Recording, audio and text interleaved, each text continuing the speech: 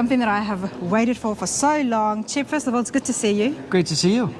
It's never a dull moment with Chip Foose. We're here. The show hasn't even started. Grand National Roadster Show, and we've been walking, I think, in my terminology, about maybe 50, 100 meters. Yes. And how long has that taken us to get here? All day. All day. Well, since SEMA. Well, yes. Well, you know what? Since SEMA. But everyone always loves seeing you, and that's why we keep getting stopped. And I've been pushing this man to come on. I need to get my interview. We need to finish what we started, or what I started at the shop with the 56 Continental. Exactly. Except it was blue. It was supposed to be blue. Well, originally, yes, the car was going to be blue, but the gauges in this car, I've redone these, but they're very similar to the original color. And when I looked at the gauges and I saw the green, and every single Continental out there has that color of gauge, I thought, you need to take that color and theme the whole car around that. But I redid the gauges and painted them myself. That's how this transformed? That's how the color came, just by looking at the gauges? Just because I wanted to play with the original stock gauge color. Wow, there is a lot that has happened here. Yes, it looks absolutely beautiful. We saw it at SEMA. Check it out here once again. Chip, I've got you with me now. You weren't at the shop. I saw it in bare metal. Yes. And there's a lot that's happened. So why don't we start at the front, please? All right. And enlighten us, because it's been an absolute hit here. We're in Pomona, everybody. Okay, if we start at the front, the hood has been decked, so no emblems here. We got rid of the Nerf bars on the bumper. The bumpers have been pulled back. They've been narrowed up so they're flush with the fenders. The headlights are dropped a half an inch and they're pulled back 5/8 of an inch. This fender on a stock Continental is almost straight, and it looks really harsh because there is a beautiful line off the center of the hood. I wanted to just pick up a little bit of that here. We radius the rear line on the hood because normally it comes back this way, and when you lift it up, it's almost hitting the fenders. And when you look at these cars, you'll see that almost every one of them has chips and scratches on the fender, and it's from when the hood is up, it hits. The body line on the side has been pulled back and follows with the wheel well opening and then rolls forward. The stock one comes way forward, and it looks really odd to me. It looks like a big heavy spot there in the fender.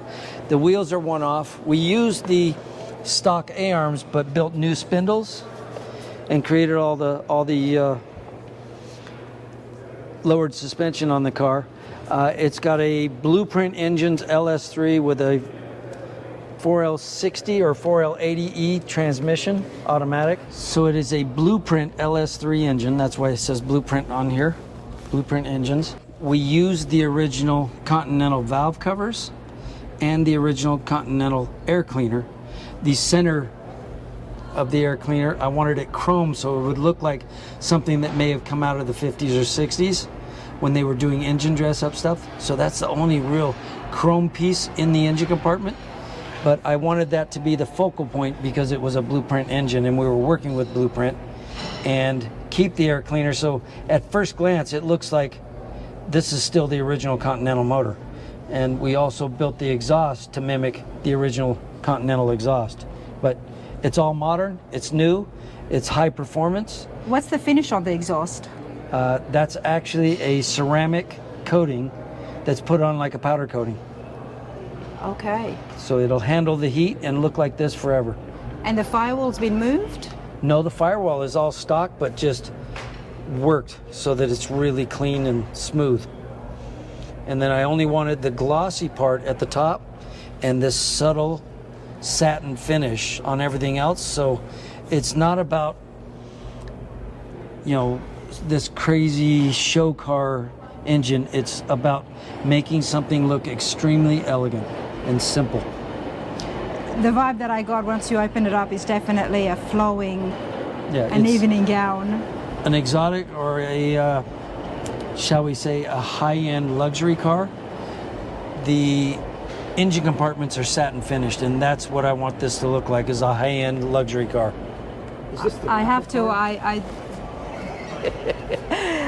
to do mention the bolts here. The bolts? The jewelry. Well, thank you. They look like jewelry. Everything needs to be finished to that level. And it is like that, everybody. So the chassis is on the inside. I can see it from here. Wow. The chassis is that way. If you look, the A-arms are the satin green. So anything that is a mechanical part underneath on the frame is finished in this lighter green. The engine is lighter than the body. There's Yeah. 2 tones of satin green. So all the suspension, the rear end, the drive shaft, the transmission, all of that is that lighter green and finished in that satin finish. Wow. And it just gives you a real clean detail with all the, polished stainless bolts. And the finish on the grill, That's chrome, and you've got a satin silver inside of all the squares. that's what it is.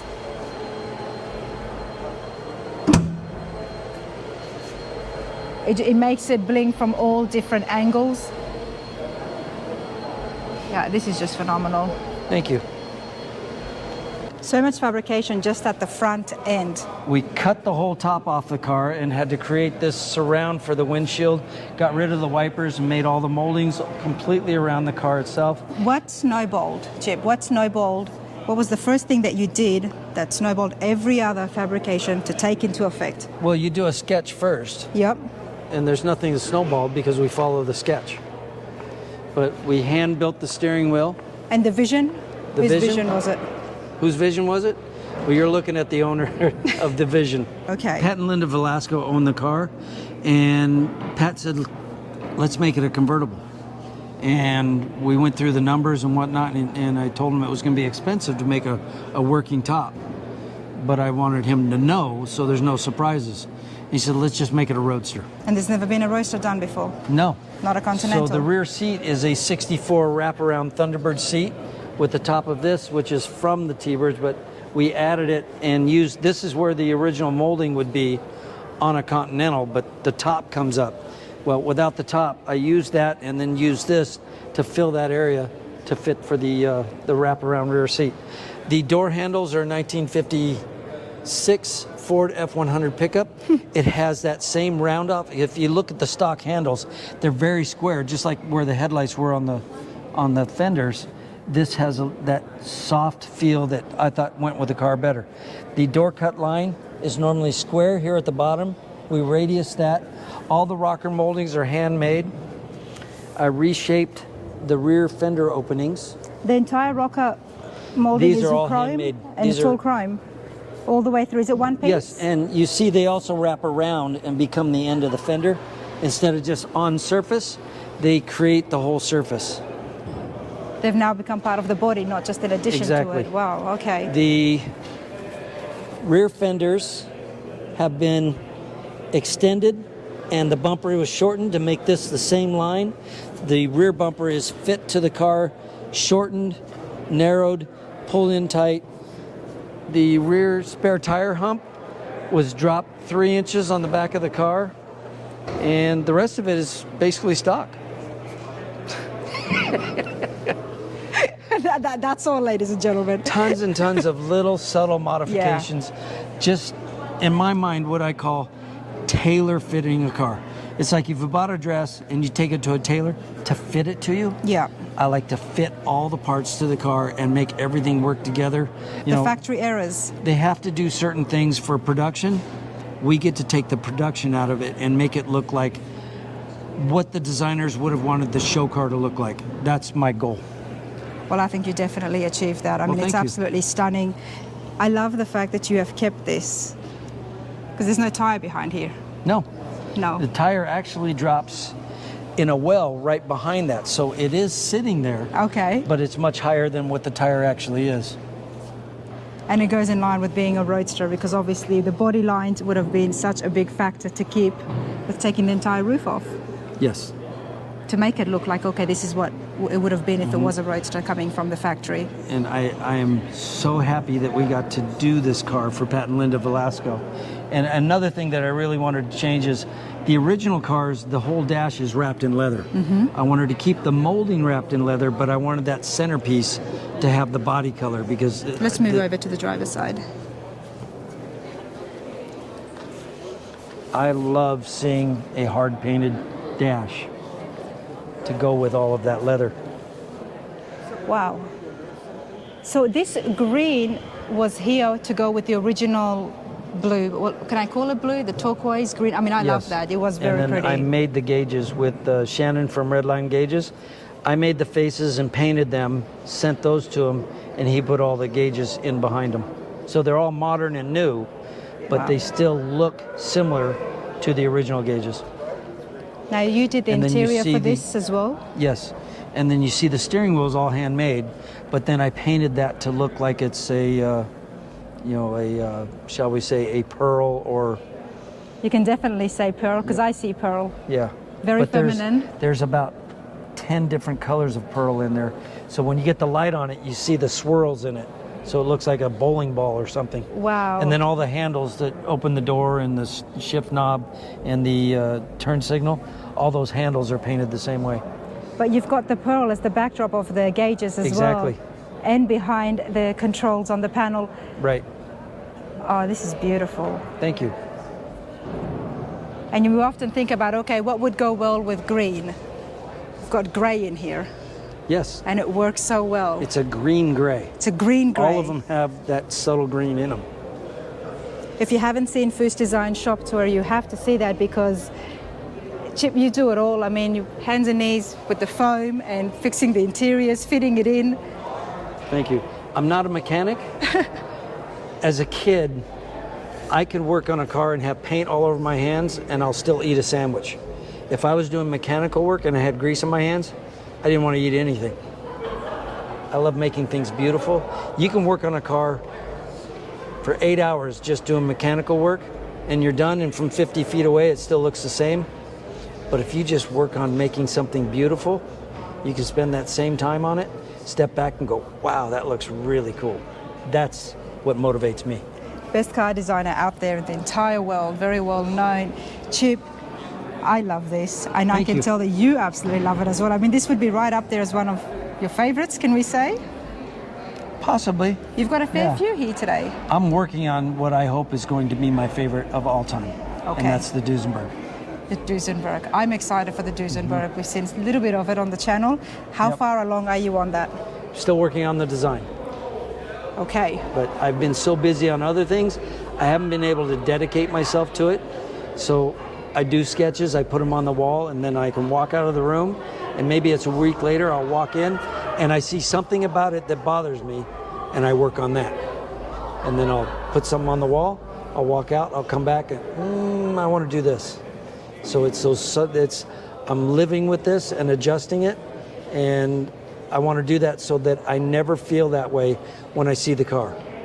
As my own worst critic, when I build something, when I'm finished and I see it, if there's something about it that bothers me, that's all I ever see. And so I'm trying to fix that possibility of something bothering me. What's the longest time?